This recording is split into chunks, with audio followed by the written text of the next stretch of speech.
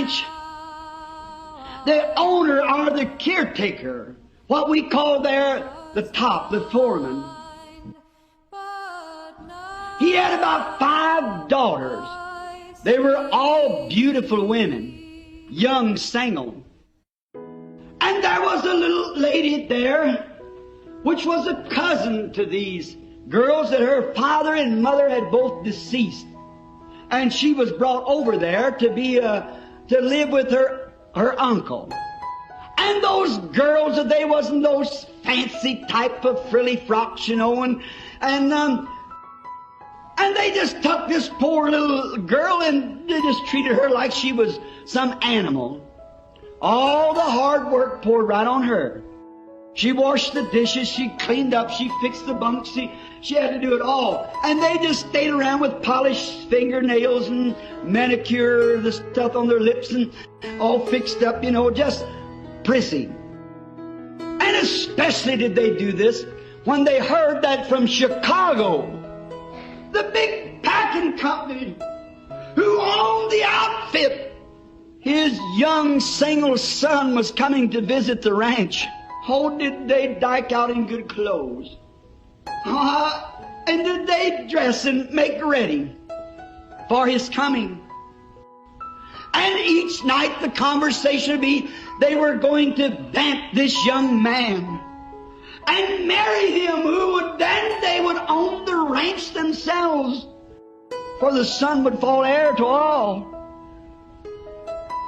So they made themselves ready. Of course, that poor little cousin, that reminds me of an offcast somewhere. You can appreciate her. She was a beautiful woman. But oh my, she was a nice little girl, but she was not even considered among them, not as a relative. So the poor little fellow just went ahead working, and when the young man arrived, they didn't know it, but he come looking for a wife. He thought, I'll go out west and hunt me a real girl. That'll be a real mother to my babies, and somebody who'll not hang at all the sewing circles and the societies and things, but it'll just be a real mother. What did he find when he got there but the same thing that he had condemned in Chicago? And they were going to throw one of those big parties. Many of you people remember that old Charleston dance they did. So as he looked around after a while, he's so discouraged, he walked out the door, and going back, walking in the moonlight towards the bunkhouse, he heard somebody kind of humming.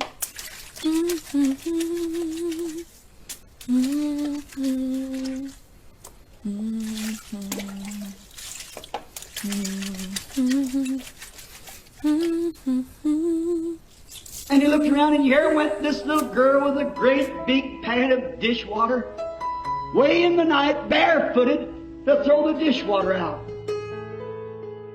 And as soon as he saw her, something or another said, that's her. That's the one.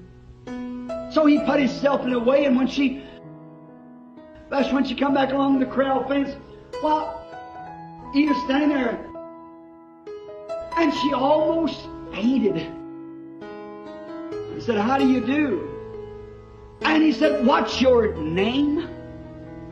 And she told him her name, and it was the same name of the boss of the ranch.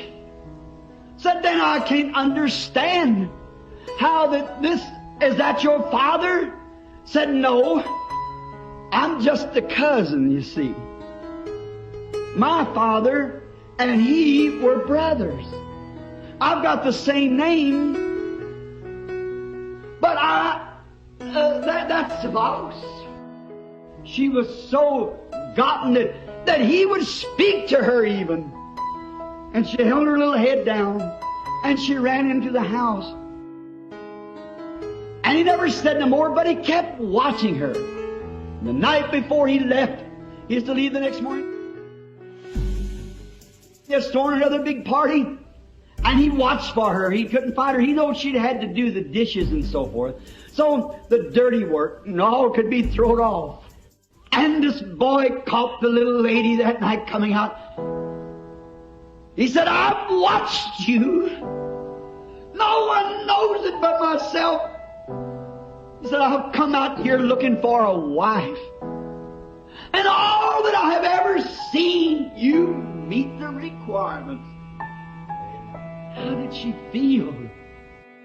Just imagine how those girls must have felt when they looked out the window and saw holding hands with that little despised cousin. The man that they tried to vamp with all their big fine frocks and frills and carrying on. And he said, will you marry me? Oh, she said, sir, I'm not worthy. That's the way the real church feels about it. I'm not worthy. If I could just wash your dishes, it'll be all right. So when he left, he told her he'd be back at a certain time.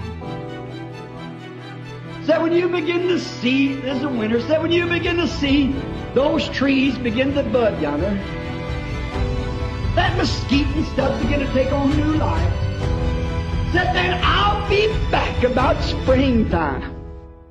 I understand, I couldn't say it was true, but the girl only got about $1.75 a week for her labor. But she saved every penny of it. Why? She was getting ready for the wedding that was to be. She was saving her money for her wedding gown. And so finally one evening, while she was standing there, and they were laughing and making fun of her and telling her she was silly, all at once, what happened? Across the hill come a buckboard, and it stopped in front of the gate, and she run. She said, I knew you would come. That's to be the church someday. Amen. She threw herself in his arms, and he said, darling, I have had a man stationed on this ranch since I left here last year.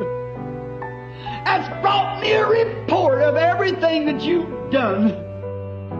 He said, and he has told me that you waited and you worked and you've labored patiently waiting for me to come. Now you've been a slave for a long time, but now your slave days are over. I have brought along the minister. Right under this rose trellis, you become my wife. He kissed her, put the wedding ring on her finger, and picked her up and set her in the buckboard with his arm around her and drove off to find this new big palace on Outer Drive in Chicago, the selection of the nation, where she could live as his bride. Why? She was ready. She'd lived and been the kind of a woman that he wanted. It happened just in the spare of a moment.